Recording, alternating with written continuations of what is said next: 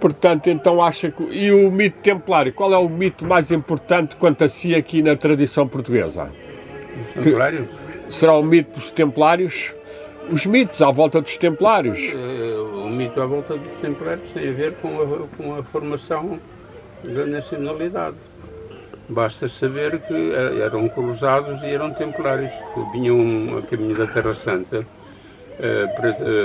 para se defenderem dos infiéis, não é? Sim. E cá ficaram muitos deles a pedido do Conde Dom Henrique e do Dom Afonso Henriques. E, portanto, se eles eram templários e cooperaram com a formação o Henrique e o Dom Afonso Henriques para a sua independência e a formação da nacionalidade, podemos dizer que os templários é que fundaram Portugal. É a única nação do mundo até se diz mesmo fundada por templários. Até se... Ora, boa tarde. Boa tarde. Tem uma secção livro inglês. Inglês? Aqui. Desculpa o meu português.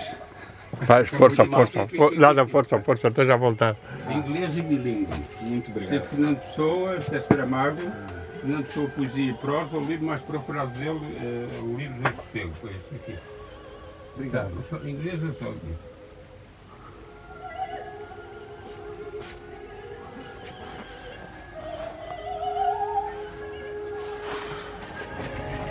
Mas os templários depois também têm uma linha um bocado esotérica, não é?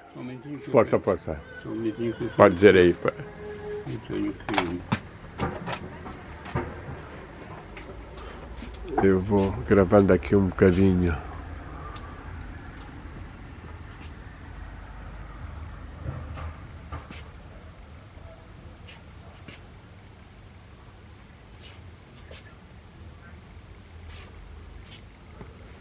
Castro de António Ferreira. Oi, menina? Oi, menina? Tá? Olha, era para te pedir um favor. Eu só posso ir almoçar daqui por meia hora. Não há problema? Aquece-se um bocadinho, não há problema. Pronto, obrigado. Olha, obrigadíssimo. Essa parte templária esotérica, os segredos templários, o segredo de Gisors, o Cede, todos esses autores, e agora os modernos, o Zé Medeiros, o António, o Joaquim Gandra, o Atienza, muito, não é? Também escreveu muito. Esse talvez até do que tenha escrito mais, não é? Talvez escreveu mais. E o que é que lhe parece essa parte? De facto, eles trazem ao de cima que eles tinham conhecimentos de simbologia e de esoterismo. O problema é que não está provado, não é? Mas a conclusão a que se tira é que eles tinham uma regra interna e outra externa. Exato. E, portanto, a externa tinham que obedecer ao Papa e tinham que cumprir as normas segundo aquilo que estava escrito nos estatutos, que foi São Bernardo que... O fundador e que lhes deu a regra e aquele primeiro sermão. A primeira regra, não é? Pois é. E, portanto, havia outra norma interna que não era escrita, era oral, e a que eles obedeciam. E, portanto, nessa obediência, eles seguiam certas tradições, tanto orientais como ocidentais, que tinham a ver com a sabedoria do passado, que era transmitida através dos cultos de mistério, não é? Exato. Inclusive, não é por acaso que os próprios filósofos iam ao Egito para aprenderem aquilo que os egípcios sabiam, e iam a outros lados onde houvesse... Alexandria, provavelmente, ali foi uma zona muito importante. Estava a célebre biblioteca de Alexandria, o Serapion, que era a maior biblioteca do mundo, e iam à procura dos mestres, que eram aqueles que eram os detentores de conhecimento. E eles,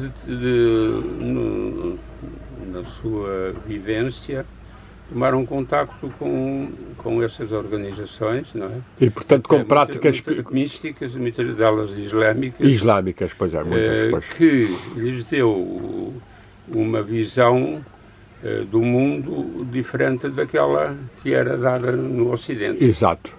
E, portanto, toda a organização que tem uma visão global os seus conceitos são universais e enquadram numa revelação, a chamada revelação primordial. Essa ideia de que há uma tradição primordial é um bocadinho complexa, apesar de ter sido defendida por grandes mestres como o René Guénon, o Évola, o Fritz Schwann. E ligam a isso a questões políticas, não é? Não, nem estou a dizer esse aspecto, estou a dizer mais, quer dizer, em que época é que houve essa civilização primordial? Nós só vemos realmente o culto da deusa e cultos realmente bastante menos intelectuais e com conceptualizações a partir do Egito. Antes não vemos, portanto, essa tradição primordial... Na Suméria também havia. Era o culto da fertilidade, a deusa-mãe. Pois. A deusa-mãe, portanto, como é que ela era caracterizada? Se nós formos ver a Senhora da Conceição cá em Portugal, era a Ísis do Egito, porque tinha um manto azul com estrelas, tinha uma lua debaixo dos pés. Exato. E tinha todos aqueles símbolos que depois foram adaptados à iconografia cristã. Portanto, acha que essa tradição primordial tem muito a ver com o culto da deusa? Sim, também, mas não só. Não só, com outros aspectos. Eu acredito até de forma um pouco diferente. E esses cultos existiram e nós não os podemos negar porque a arqueologia comprova. Exato. Mas eu até acredito que houve uma revelação primordial que era monoteísta e que não adorava várias imagens ou vários deuses ou deuses, sim. E que depois houve uma degradação. Dessa revelação primordial. Essa é a sua posição. O que acontece que, na vida prática, quem conta um ponto acrescenta, quem conta um conto acrescenta um ponto. Exato. E essa revelação foi sendo degradada, não é? Mas essa revelação primordial, isso é uma ideia sua, e tem alguns autores que acha que... por exemplo, quem é que se lembra de um ou dois que defendam, por exemplo, isso? Há autores que falam nisso. Aquele que escreve o Melquisedeque, o Rei do Mundo, eu acho que eu tenho aí livro. O autor sobre o Melquisedeque, pronto, o Melquisedeque é uma... O próprio Melquisedeque fazia parte dessa tradição. Sim, original. Ali pelo menos aparece que é sacerdote e que dizem que Jesus seria sacerdote. Ele era sacerdote de Elion, que era o Deus Altíssimo. O Deus Altíssimo era o Deus Altíssimo, é o Deus Soberano. Exato. E portanto ele dava-lhe outro nome, mas não deixava de ser um Deus Criador e um único Deus. Ele não tinha mais deuses, não é? Exato. Agora, os outros povos é que começaram a ter muitos deuses. Portanto, e uma hierarquia de deuses, como os romanos e os gregos, não é? Então a sua ideia é que mais ou menos, ou na Suméria, ou na zona realmente de onde vem Abraão, ou da Pérsia mesmo, que haveria um culto primordial só. Não tenho dúvidas.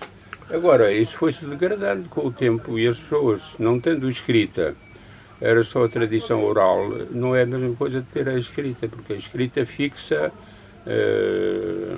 um texto e fixa a mensagem, enquanto na oral ela pode ser deturpando, não é? De acordo com as tradições que se impõem umas sobre as outras. Exato. E como os impérios eram feitos e desapareciam e vinham outros que se sobrepunham, não é? O império que se sobrepunha impunha as suas próprias divindades. E aí, ponto. E quem não as adorasse era-lhe retirado privilégios que eram comuns ao cidadão comum. De maneira que muitos aceitavam a nova religião não por convicção, mas por domínio. Sim. Bem, mesmo o cristianismo em relação ao paganismo... E o islamismo, quando chegou cá à Península Ibérica... Também, exato. Eles não obrigavam as pessoas que estavam cá a serem islâmicas. Mas quem não quisesse aceitar a fé islâmica tinha que pagar contribuições para o Estado 3 vezes mais ou 5 vezes mais. Exato. E isso fazia com que as pessoas pensassem 2 vezes E mesmo que não o fizessem por convicção, faziam-no por questão económica. Pois é. E o mesmo aconteceu depois com o papado, através dos séculos, não é? Exato. E então agora, em relação a este encontro cada vez maior de religiões em cada país, praticamente todas as religiões estão quase em pé de igualdade, como é que vê o futuro deste caldo, desta sopa religiosa que se vai fazendo na Europa, sobretudo? Isto é o caldo que o senhor diz, é o caldo do Anticristo. E o que se vai manifestar agora em breve é a manifestação do Anticristo. O Anticristo é aquele que quer tomar o lugar de Cristo e quer ser Deus e quer ser adorado como sendo Deus. E, portanto, estas atitudes, essas correntes e essas ideologias não são por convicção, são por interesses e são impostas, não é? E são impostas. E isso vai ser um caso muito sério, porque é uma perda da liberdade de consciência. E para mim, o que eu considero mais importante no ser humano é a sua liberdade de consciência e de poder ter as suas convicções sem que sejam cerceadas ou castigadas ou anuladas, porque isso é que dá o além para a pessoa viver. Se a pessoa vive oprimida, não é feliz. E, portanto, isso vai... o Anticristo tem uma faceta económica, tem uma faceta religiosa e tem uma faceta política. E, portanto, essas facetas vão se manifestar de tal maneira que a Bíblia diz que ele vai se sentar no templo de Deus, querendo ser Deus e obrigando a que seja adorado como um Deus. E quem não o fizer tem a cabeça a prémio. Portanto, o que se espera da humanidade é pouco mais ou menos isso. Mas acha que isso vai ser mesmo um ser, ou é uma ideologia, ou é, no fundo, um semi-inconsciente coletivo que se vai tornando, no fundo, quase manipulador das consciências das pessoas, sobretudo graças também aos meios de comunicação? Pessoa, de certa forma, as ideologias são impostas porque já existe um substrato no ser humano que tem uma tendência para a diabolização. Pois. E, portanto, a tal sombra, está ali o livro do Jung, que fala bastante da sombra. O exemplo é este que está aqui, que era amigo do Fernando Pessoa. O Aleister Crowley. Exatamente. O que é que acha que sucedeu ao Crowley? Isso era a magia negra, a magia sexual, a magia... Portanto, é um outro caminho que não pode ser, que é reprovável e que apenas é aceito por aqueles que o praticam, não é? Agora, o que nós verificamos é que as ideologias impõem-se quando as massas estão propícias a aceitá-las. Claro. Porque não são as ideologias que se impõem, são os contextos sociais e as necessidades que levam a que as pessoas tomam atitudes extremas e aceitem situações extremas. Ou ideias extremas. Com ideias extremas, porque pensam que isso lhes traz a solução para os seus problemas quando se sentem oprimidas, não é? E, portanto, é preciso lembrar que o Hitler foi eleito democraticamente e depois tornou-se um ditador, não é? Exato. Portanto, significa que quando as circunstâncias são propícias, o ditador aparece, mas não aparece antes disso. E parece que agora as circunstâncias estão-se a tornar propícias para o ditador aparecer. E esse ditador até aqui tem sido, portanto, o próprio Hitler era ditador político, mas também, em parte, era ditador religioso. Sim. Porque ele procurava outras alternativas.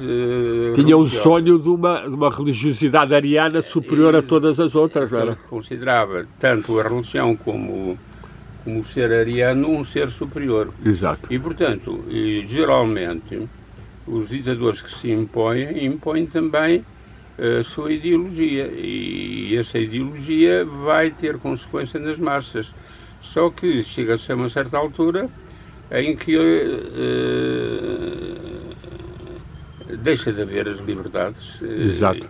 E qual é a ideologia que lhe parece neste momento estar mais dentro dessa linha do anticristo? Qual é a ideologia? O senhor está-se a referir a partidos. Não, nem ia tanto a partidos que eu te digo, que os partidos já estão todos, estão vendidos, todos estão manipulados, coitados. É claro que há um ou dois que ainda resistem, graças a Deus, não é?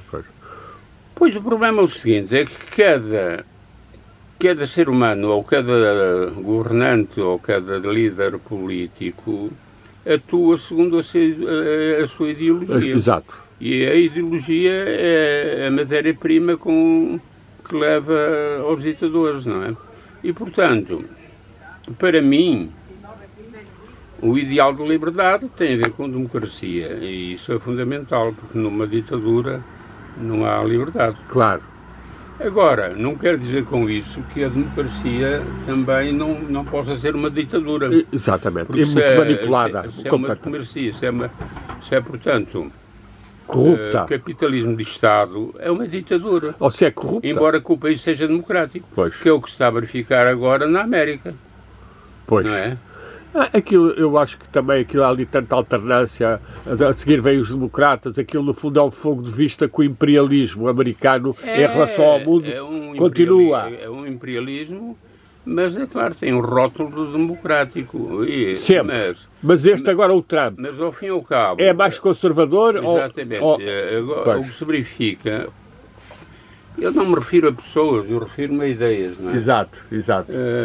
O que verifica agora é que há uma hegemonia e há um poder mundial que se está a afirmar, de certa forma, mas geralmente as ideologias estão ligadas à economia, a mercados. Claro. Mas esse poder mundial... O que dá lucro. Portanto, esse poder mundial quem é? Os americanos? Ou é o Fórum Económico Mundial? Ou é a oligarquia?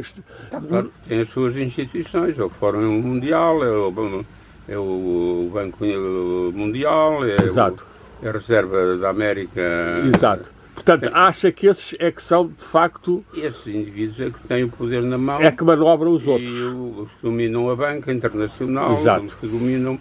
Porque eles é que estabelecem as taxas vamos fazer aqui uma evocação do nosso amigo Vítor Mendanha, que era um homem que estudou muito isso e que eu conheci aqui até uma ou duas vezes. Ele esteve aqui muitas vezes. Ele vinha cá muitas vezes. O que é que lhe parece o trabalho dele? Eu tenho os livros dele todos sobre essa temática. Com a dedicatória dele. E ficou mesmo... E depois ele vendeu-me alguns também, quando quis vender, levou-me lá à casa dele e passou-me alguns também. Pois é. O que é que lhe parece o Vítor Mendanha? Ele, na altura, foi um pioneiro a tentar levantar o véu dessas entidades que na sombra regem os políticos, não é? O problema é o seguinte, é que tudo tem a ver com ideologias. Pois. Se nós estudarmos um indivíduo, eu, por exemplo, quando estudo a biografia de um indivíduo, seja político, seja místico, ou seja... Sim. Religioso, ou seja filósofo, a primeira coisa que eu vou ver é a história do seu passado. Exato. E a ideologia manifesta-se segundo o passado que a pessoa teve. Exato. Ora, é preciso ver que o Vítor Mendanha, antes de começar a escrever, embora ele fosse jornalista do Correio da Manhã e fazia muitas reportagens, entrevistas, fazia muitas reportagens, que até saiu numa revista ao sábado, não sei se chamava Sábado a revista, mas ele fazia essas reportagens, escrita por ele e com fotografia. Muitas dessas fotografias eram feitas por indivíduos também que eram relacionados com ele. Mas se formos ver, ele tinha sido de Rosa Cruz, ele tinha sido da maçonaria, ele tinha sido de uma série de organizações secretas e esotéricas que lhe deram aquela ideologia. E depois... Aquela ideologia, mas que ideologia é que... A ideologia faz parte da iniciação de cada uma dessas organizações.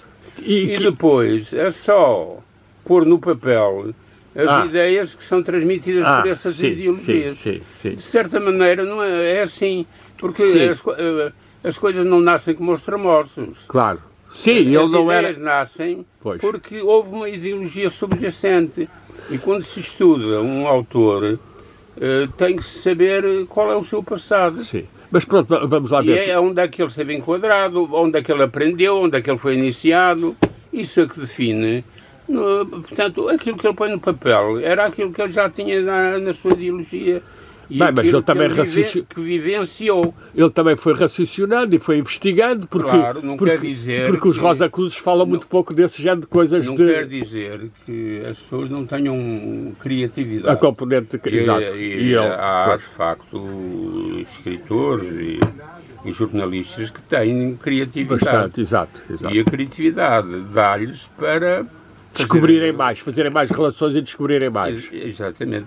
E era um homem de sentimento. Eu lembro que ele era um homem que vivia aquelas coisas, acreditava e vivia, não era? De viver essas coisas, não é? Era um homem muito impulsivo. Pois. E depois, se nós formos a ver, portanto, eu referi a ideologia que está subjacente e foi isso que se verificou em relação a ele e a outros. Exato. Se formos ver o padre António Vieira, o padre António Vieira era filho de mãe judia. Exato. E o pai dele era mulato, era negro. E era funcionário do Estado. Exato. Foi mandado para o Alentejo e lá viveu e depois, como não havia escolas públicas, a única solução que tinham os pais era mandar os filhos para os seminários para ter uma educação. Isso prolongou-se até ao século XX. Tantos grandes escritores que vieram dos seminários, não é? Agora, se nós formos ver, o padre António Vieira era descendente judeu. Agora, não é o facto de uma etnia ou de uma ter preponderância em relação a outras e serem mais sábios que outros. Exato. Eu não ponho a coisa nestes termos, eu ponho é que os judeus têm uma missão e atuam com sentido de missão no mundo. Sim. E têm propósitos, coisas que os outros não têm. Mas há outros povos que também têm. Por exemplo, pois, mas eles têm de forma mais ativa e mais impulsiva. Por exemplo, eles preocupam-se muito com a educação dos filhos. E de terem um futuro e de os formarem para o futuro. E daí que se verificar que a maior parte dos prémios nobres que têm sido atribuídos são judeus, não é? Agora diz, mas isso é estar a defender os judeus. Não é estar a defender os judeus, é constatar. E quem foram os nossos grandes vultos da nossa história? Fernando Pessoa é descendente judeu. Tem Pronto, um bocadinho. Depois Camões. O Jorge Sena diz que de Camões tinha família judaica na Galiza. Não, mas isso é a imaginação dele. Agora, não está nada comprovado. Agora, houve outros importantes que tiveram, não há dúvida nenhuma, vários. E agora o caso do Bandanha também, ele próprio me disse a mim que os pais eram também tinham ascendência, pois era.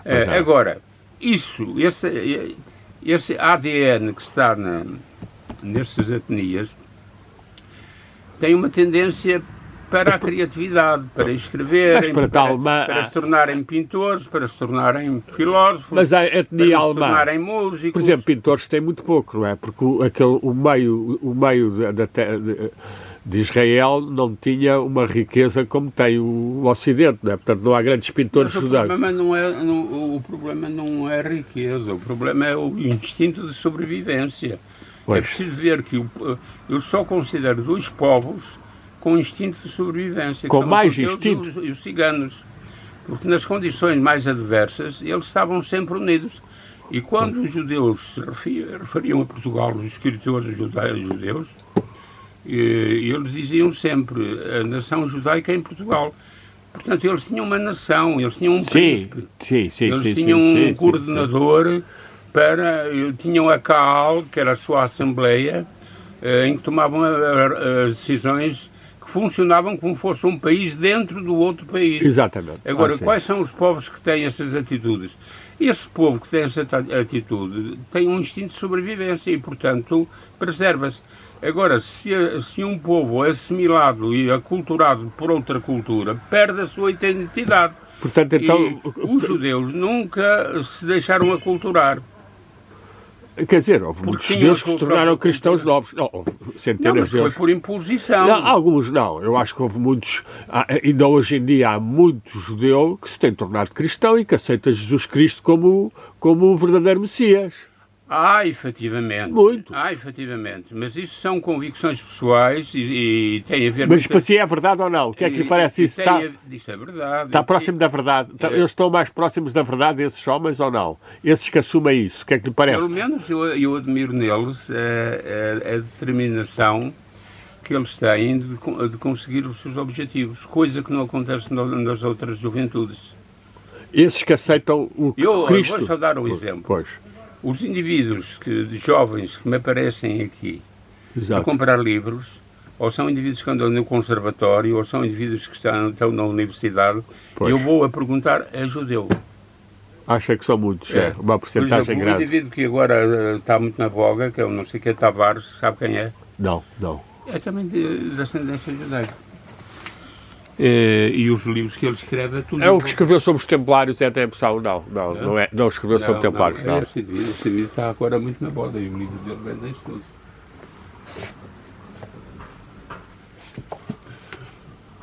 Tem este aqui. O Sr. Brecht, etc. É da Caminho, pronto, também tem esta chancela da Caminho, pois é. É o Saulo M. Tavares. Todos eles. É uma escrita surrealista um bocado, não é? Mas está entranhada em toda essa ideologia judaica. E num bom conhecimento da literatura. E do bom conhecimento, disse muito bem. Exato. Muito boa gente para ir escrever que não sabe aquilo que diz, não é? Nada. Não se aprende nada com eles. E, portanto, há aqui uma linha que nós não podemos negar. Agora, essa linha que você disse, eu concordo contigo. Há muitos que se convertem, se tornam cristãos, mas já é por uma convicção. E muitas vezes tem a ver com questões familiares, não é? Famílias que têm prática cristã. Ou têm uma... ajudam a convencê-lo. Ou tem certa experiência espiritual, porque há outros que toda a gente próprios analisam e aprofundam as questões e chegam à conclusão de que Cristo era efetivamente o Messias, não é? Que é isso que... Sim, quer dizer, nós não podemos ter ilusões que vai haver outro... Paulo diz exatamente não vai haver mais outro Messias. Diz que há um remanescente. Um remanescente é uma parte que fica. Exato. E que se mantém fiel, esse remanescente. Exato. E diz mais, e que por fim todo Israel será salvo. Agora, essa questão do será salvo tem a ver com salvação como nação ou salvação individual. Mas, de qualquer forma, há uma convicção... Portanto, o São Paulo prevê que... São o único país, a única nação do mundo que tem um pacto com Deus.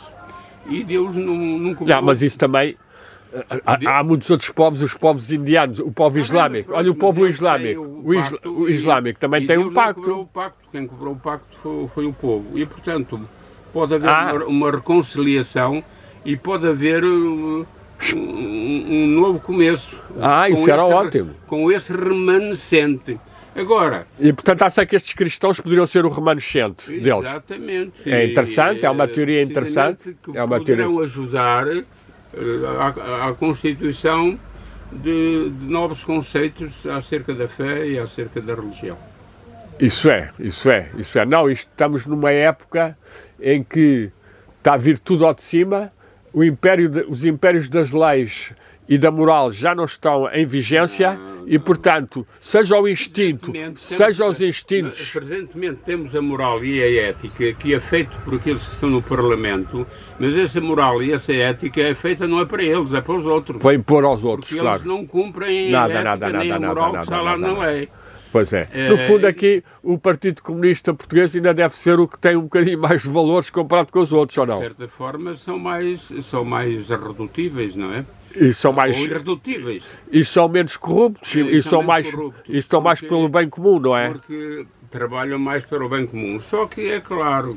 isso é uma ideologia que não é da Depois tem a ideologia, pronto, a ideologia materialista. Sim, coitados, eles, mas representam face a esta corrupção total. O problema é o seguinte: se o indivíduo tem uma ideologia, tem uma convicção e é sério na sua convicção, não é hipócrita, eu respeito. Exato. Porque cada um tem o direito de pensar segundo a sua mas eu por acaso, eu não sou tão valorizador da ideologia. Acho que as pessoas, a maior parte delas, têm mais umas certas ideias, têm mais umas certas preferências do que assumirem uma ideologia profunda, com conhecimento de causa e com conhecimento, seja dos filósofos, seja dos pensadores, seja dos líderes. Eu acho que há pouco, a maior parte das pessoas acabam por seguir ideias que lhes são transmitidas e que provém de um bocadinho dessas ideologias, não é? Muitos são transmitidos por família, o pai esteve preso em Caxias. E depois, exato. E por ideologia.